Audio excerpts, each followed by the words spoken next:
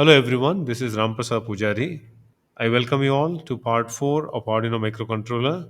In this session, we will use a very essential tool of Arduino, that is serial monitor. The serial monitor is an important tool of Arduino. Mainly it is used for transferring the message between computer and Arduino board, and this message goes serially, that means bitwise. If you compare the Arduino IDE version 2 and older versions, you will see that the serial monitor is integrated into Arduino IDE in version 2. I'm going to use Arduino IDE version 2, so it is integrated. That means Arduino IDE, the text editor where you type our sketch, and the serial monitor will appear in the same page or same window. So serial monitor is nothing but a new tab in the same window. Whereas in the older versions, it used to be an external monitor. That means it's a different window than the Arduino IDE text editor. Now, before we use serial monitor, we need to set what is called as a baud rate. The baud rate indicates the maximum number of bits per second that can be transferred between board and the computer. Now, for Arduino, 9600 is the correct value. So, we need to set this baud rate before we use the serial monitor. So, let us see how we can launch serial monitor tool. Now, in order to launch serial monitor tool, so there are two ways. One is you can click here, so that opens a serial monitor, as you can see here. And the second one, from tools, you can open this. Since I am using Arduino IDE 2, the text editor, serial monitor, as well as the output, all are in the same page because serial monitor is integrated into Arduino IDE. There are two things that you can do with serial monitor. We can display a message.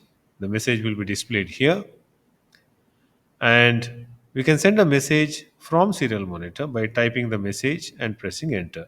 Now let us look at the task 1 where we want to display a message on the serial monitor. So there are two new functions which are introduced here. The first function is serial.begin. This is very essential because this function will set a baud rate. As I told you earlier, it's a serial communication, bitwise communication. So we need to set a bit rate. So that is nothing but a number of maximum number of bits per second that we are setting here. So which is 9600. So serial.begin function can be used here. Now this is used in the setup function. So that is the first function. Now once you set the baud rate, we want to display a message called Arduino Uno microcontroller on the serial monitor. For displaying a message, we can use a print function of serial. So serial.print, this function can be used. So this is my serial monitor and the message can be displayed over here. And the baud rate is selected. So let me just, I have already connected my board.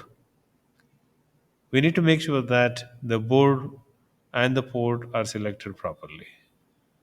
I have already verified that. Let me compile the sketch. The sketch is already compiled. Now I will load the sketch. The loading is also complete. So here you can see that once you load and you see a message which is printed, and you can see that the delay between the messages, this is a loop, so it continuously it gets printed and there is no delay. I have not given any delay here. So now I have given a delay of 2000 millisecond, which is equal to 2 seconds. It means that for every 2 seconds this message gets displayed. Let me verify the sketch. The sketch is verified. I will load the sketch into the microcontroller. So uploading is also complete.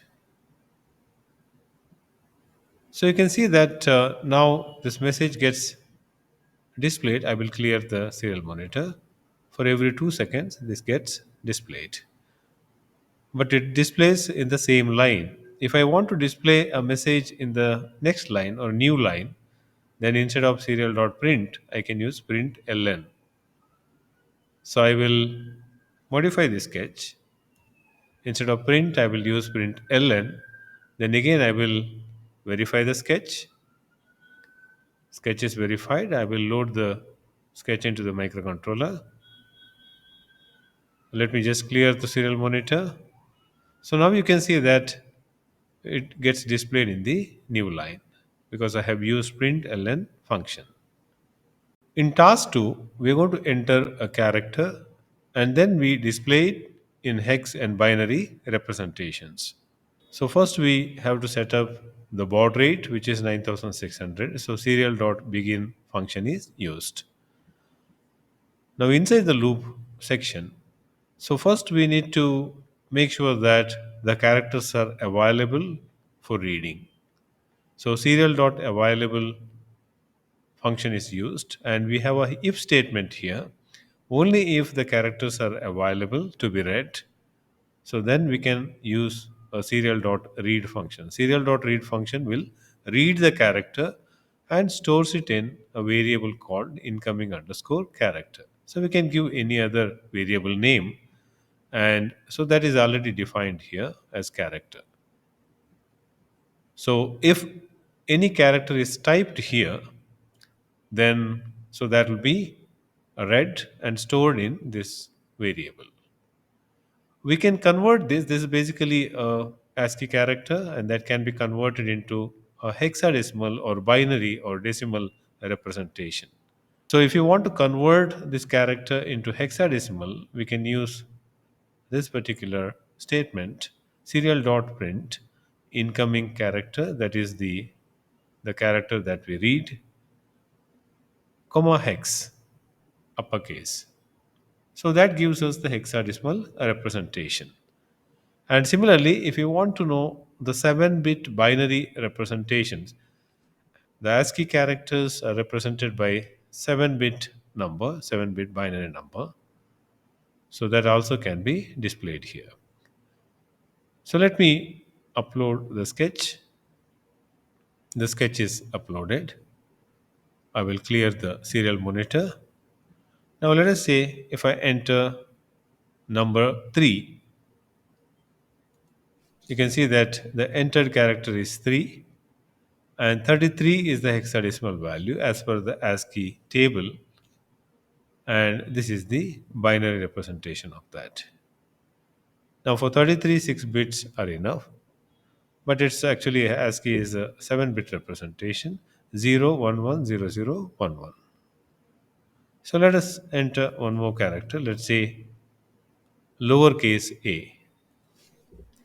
So here entered character is a, lowercase. So 61 is the hexadecimal value and binary value will be 11000001. So we can also get the decimal equivalent of that by having one more print statement with incoming character, comma, DEC uppercase. So now we'll look at the task 3. So here I'm going to use pin number 12 in the input mode. I have already used pin mode 12 input, so this particular function. It configures pin number 12 in the input mode. And I'm going to read this pin. The switch is connected to pin number 12 between ground and pin number 12. So this is the push button which we discussed in the last session. When I press the push button, the pin number 12 gets low. So here I'm going to display the status of pin number 12 on the serial monitor. If the switch is closed, when the switch is closed, I get 0, and that's going to be displayed on the serial monitor.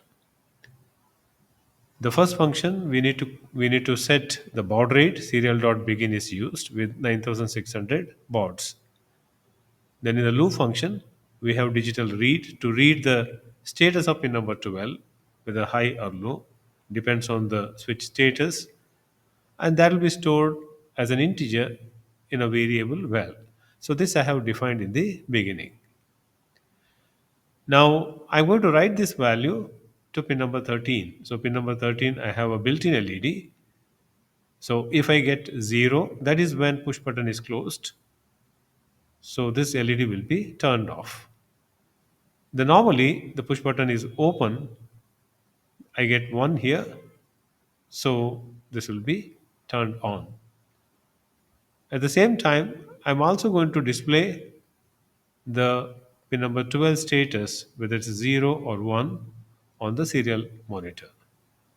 So I'm going to use serial print function, serial.print function to display this. And this loop gets executed for every 1 second. So let me verify this program. The program is verified. So now I will load the program into the microcontroller. So this is my serial monitor. Let me clear the. When I press the push button, we get 0, and when I release it, you're going to get 1. The normally it's 1, but when I press the push button, now I'm pressing it, so you get 0. At the same time, if you look at the LED status here, pin number 13, then normally it is high because pin number 12 is connected to high. When I press this, you get low. The LED turns off. Now, for the task 4, I'm going to enter a character using serial monitor. So serial monitor I'm using as an input. So I enter a character. So if I enter 0, then the pin number 13 LED will be turned off. If I enter character 1, then the LED will turn on.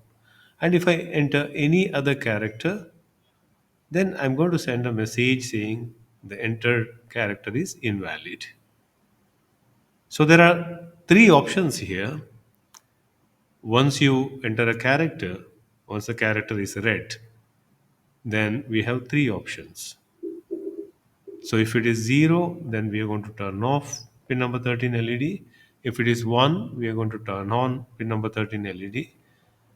If it is something else, some other character, including special characters, then we are going to enter a message saying it is invalid character. So therefore, if you look at, let's analyze this program. So first, since I'm using serial monitor, I set up my baud rate, which is using the function serial.begin. I'm going to use pin number 13 in the output mode to get the status of the character typed, whether it's 0 or 1, etc. Now in the loop section, so first we will see if any character is available on the serial monitor, if anything is typed. If it is typed, then we are going to read it. We will store it in a variable called val. Now remember, when we enter any character on the serial monitor, that will be stored as a ASCII character. You type 0, so that is also stored as ASCII character. That means hexadecimal value will be 30H. So once you have this character stored, then we can compare it with 0 or 1, etc. So I'm going to have an if statement here. So this val variable, I'm going to compare it with the character 0 first. If it is 0, then I will write low to pin number 13. So digital write function is used. And at the same time, I will print a message on the serial monitor saying entered value is 0 or low. Remember, this is a character. So 0 is not, it's not a integer value or it's not a binary value. It is a character. So when this is true, then I'm going to send low signal to pin number 13. Else if it is not 0, then I will check whether it's character 1. If it is character 1, I'm going to send high signal to pin number 13. By sending high signal, the LED at pin number 13 gets on. And also I'm sending a message saying that entered value is 1 or high. If it is not 0, if it is not 1, if it is something else, then I can just print a message saying entered character is invalid. Now, in addition to that, we also have to check if any, for example, you have typed 0 or 1, and so there is a character followed by that. So we need to clear the buffer. The serial buffer has to be cleared. So we check if anything is available. If anything is available, we are not going to store it. We're going to ignore it by using this while loop. So this is our program for task 4. I have already connected my board as you can see here. Let me verify my program. The program is verified and I will also load the program into the microcontroller. The program is already loaded. This is my serial monitor. I can enter a character here. Let me, now the LED is off by default. Let me type 1 here and press enter. So you can see that entered value is 1 or high. And you can also see that LED at pin number 13 is turned on. It is on. I will enter 0 and press enter. You can see that entered value is 0 or low. The LED is turned off. If I enter any other character, let's say 3, I will enter, then you get a message saying it is invalid character. So this is task 4.